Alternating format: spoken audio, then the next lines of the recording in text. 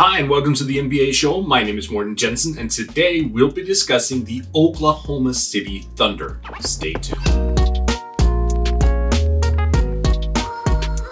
So right off the bat, I just gotta get this off my chest. This has been bugging me a little bit. Actually, not just a little bit, quite a lot. We are seeing the Oklahoma City Thunder doing basically the exact same thing as the trust the process Philadelphia 76ers back in the day, led by Sam Hinkie. Obviously, that's a perfectly fine way to build your roster. We saw it with the Sixers. Right now, they are a championship contender, which proves that it worked. Yet, the Sixers got forced out of Sam Hinkie. The league kind of pushed the whole Colangelo thing on them, and they had to pivot into an era where they weren't really that optimized on the long-term picture.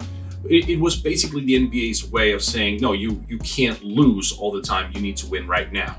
And for those who don't really know the whole situation, basically what the Sixers did at that time was to say, we are going to tank, we are going to make sure that we have as many bites of the apple as possible in the NBA draft. We're going to sign young guys. We're just not going to be competitive for a handful of years until we feel that we have a couple superstars on our hands. Lo and behold, they ended up with Joel Embiid and Ben Simmons, so the plan worked. The NBA got impatient, fans got impatient, ownership got impatient, and there was a lot of media scrutiny put on the Sixers for doing this. And now we're seeing the Oklahoma City copy that model, which again, for me personally, that's super fine. I don't mind it. I think this is a perfectly reasonable way to rebuild. But we're not really seeing the NBA come in and go, well, you know what, OKC, what you're doing is kind of unkosher, because that's what they did with the Sixers. So why is it that there is this difference in reaction? And this isn't just the league. This is also media. Like, the media scrutiny for the Sixers was immense. And we haven't really heard anything about the Oklahoma City Thunder, who are sitting Al Horford down. He's not going to play the rest of the year despite being fully healthy. What's up with that? Why is that perfectly acceptable behavior if it wasn't perfectly suitable behavior for the Sixers back in the day? That to me screams imbalance. It screams to me that something here is not being handled accurately, and it screams to me that the league really owes the Philadelphia 76ers an apology for how they actually pushed the whole Colangelo experiment onto them. So what the NBA did in terms of the Colangelos, what they brought in Jerry Colangelo, who hired his son Bryan to run the team. He really didn't stick with the whole trust the process theme. He wanted to win now. He also did a whole lot of things on the side that made him have to resign ultimately by having burner accounts on Twitter. It's a long and wacky tale, but you can boil it down to this. The Sixers were forced into pivoting into a win now mentality when they weren't really geared to becoming that. Now, again, to reiterate, I am perfectly okay with the way that they handle their business, and that brings me to OKC right now, who are doing the exact same thing, and I support the living hell out of that. They're doing very well. They drafted Theo Maledon, they got POKU, they have Shai Gilgeous-Alexander. I mean, they have so many interesting pieces on their roster already. They have a gazillion draft picks. I am fully supportive of what they're doing. I just think it's time to just recognize a double standard. That's all. Now, with that out of the way, let's look at the Thunder. One of the things that's been super impressive to me is how the Thunder are currently 20-32. They're only 12 games below 500. And I realize a lot of you going, but that's super bad. Yeah, but you know what? The expectations were far worse. When you looked at that roster coming into the season, at this stage, 52 games into the year, you probably would have imagined they would have won around 10, 12 games. Sitting at 20, that's a perfectly respectable number. And they're doing this despite not having a particularly deep roster. Obviously, this starts and ends with the success of Shai Gilgeous-Alexander. He's averaging almost 24 points per game, almost 6 assists, almost 5 rebounds. He is a star. I mean, there's just no two ways about it. I understand that people are saying, well, he's on a bad team, he's going to put up numbers. Yeah, you know what? That's not really the thing here. That's not applicable to his situation, because most guys who put up a lot of raw numbers on a bad team, they have dreadful shooting percentages. Shai does not. He is hovering over 50% from the field, over 40 from downtown, 80 from the line. He is superbly efficient, but more than that, it's when you watch him play how he has the game in control. He is one of these guys who thinks the game out, who has a great set of fundamentals to his game. His pull-up jump shooting is unreal and truly uncanny. His size, being 6'6", 6'7", about 205 pounds, allows him to switch between 3 positions. He is just super useful. He's a high utility player. It's really difficult to find one major flaw with him because there isn't really any. Defensively, he's also very inclined to participate. That almost sounds like you almost have to ask him to participate. That's not the case. He's a good defender. Unfortunately, he's now carrying such a large offensive burden that he has been forced to scale that back just a little bit. That's very common in the NBA. We see that all around. De'Aaron Fox in Sacramento is another example. Guys who are asked to be the primary shot takers just do not have the energy to be these all-in defensive stalwarts from the opening tip. It's just not feasible at that point. So that's understandable. But when this roster improves and he gets more offensive help, I have to assume he reverts back to becoming more of a defender, more of an all-around guy. But for now, we're looking at someone who is just doing everything necessary to get points on the board. And you know what? It's fine. It is what it is. It's the situation, and he is doing the most with what he has around him. I think this is a guy we're going to be talking about for a long while. I wouldn't be shocked if he got his first All-Star nod next year. I am super high on the Shai Gilgeous-Alexander future bandwagon, whatever you want to call it. I think he is going to be just tremendous. He already is. And he's just one of those pieces that the Thunder should never move off from. I mean, he's a mainstay. He's going to be one of those guys you put in the same category as Russell Westbrook and Kevin Durant as Thunder players. So yeah, this is a keeper. I have to assume that they look at him the same way. I think he is virtually untouchable in the trade market. So they have this one major piece. Is he good enough to be the #1 guy moving forward over the next decade? I don't know. I think so, but again, this is only his 3rd season. He will get better. I think he's there, but you know, the future will hold a lot of these answers, so we'll see. At the very least, he's a perfectly suitable secondary guy. So if the Thunder do get a superstar in to lead that team, my goodness, he would be one of the most efficient secondary scorers in the NBA. So let's get into Darius Bazley and Dort, both of whom aren't really high efficiency offensive players, but they're also super young.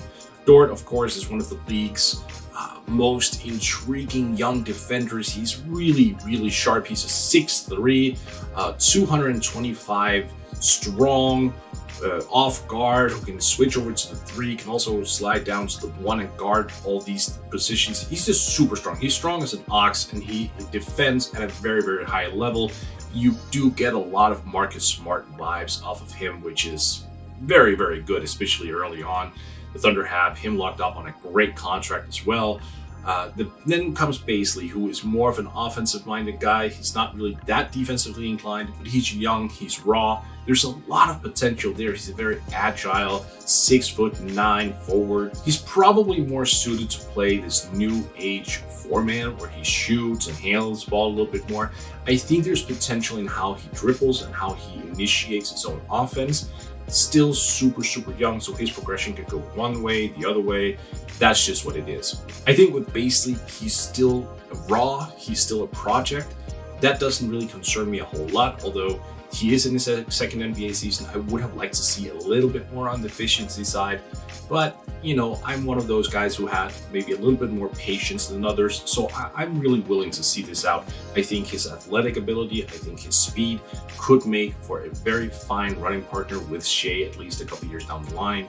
So I'm optimistic that he'll get there. The question is right now, is he on the trajectory to become a full-time starter?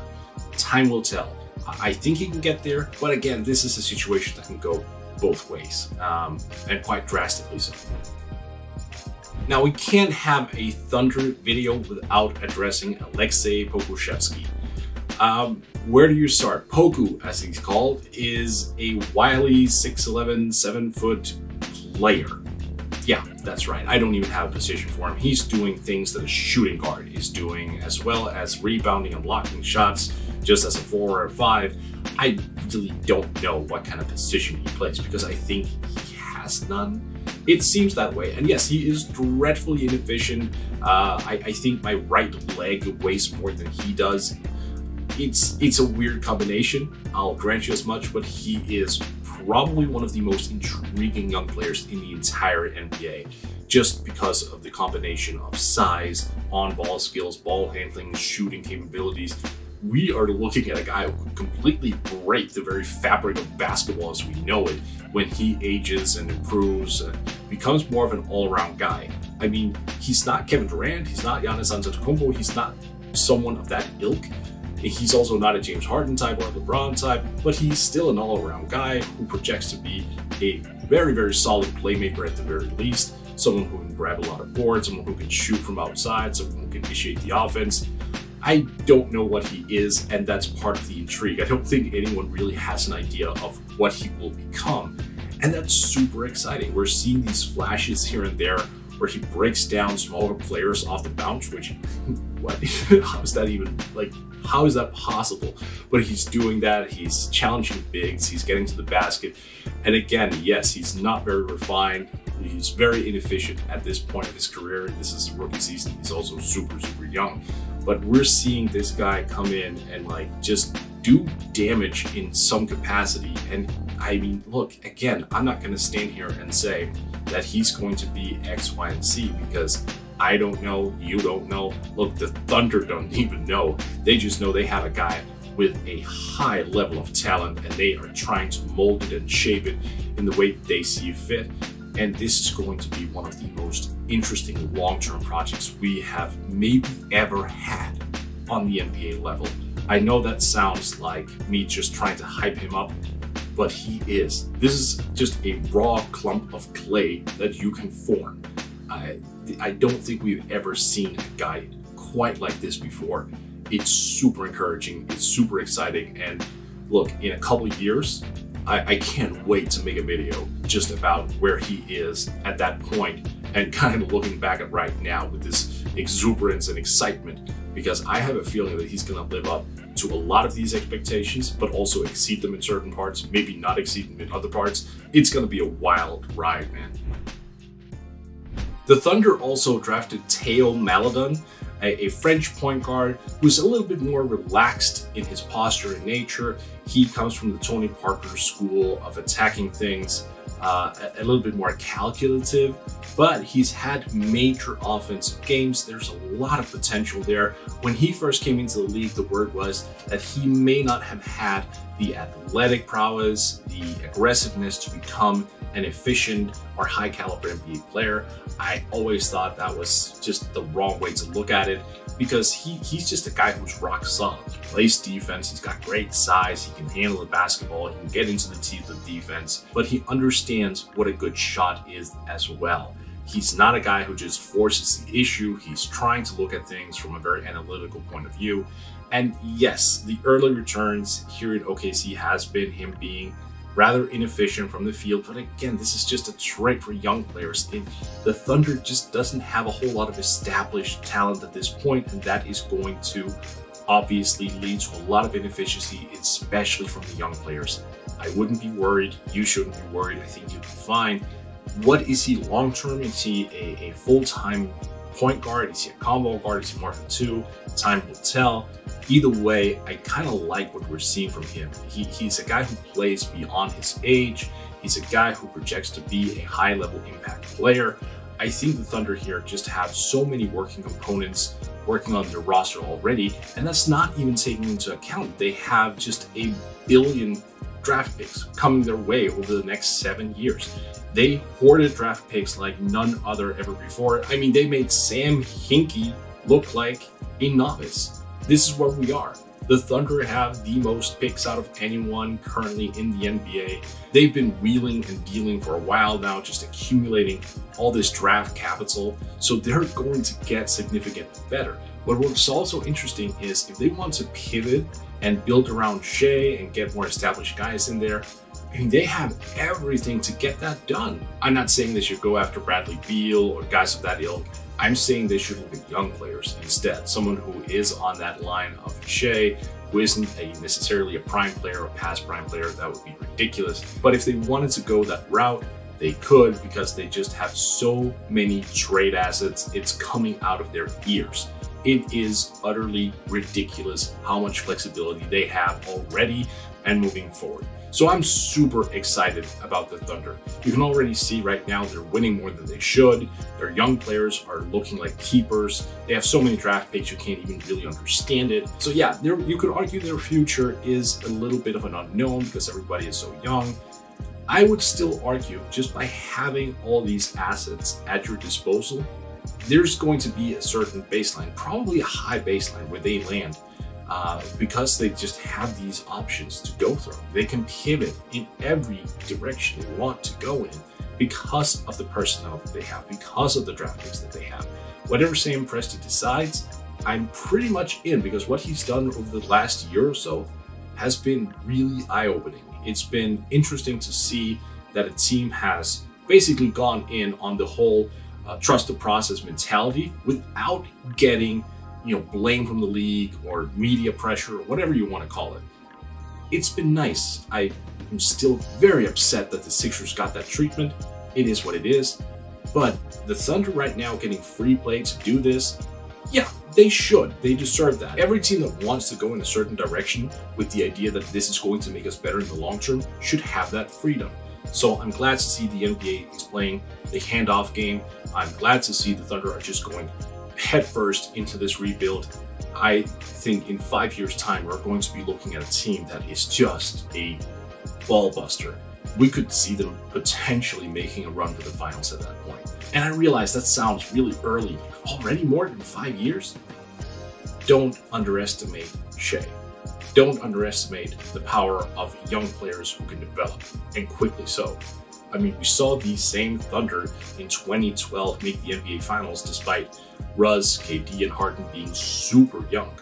I'm not saying this is going to be the same team, but it wouldn't shock me if them having this many bites at the apple provides them with at least 2 superstars after having already Shai on the roster. The future could be super bright in Oklahoma City.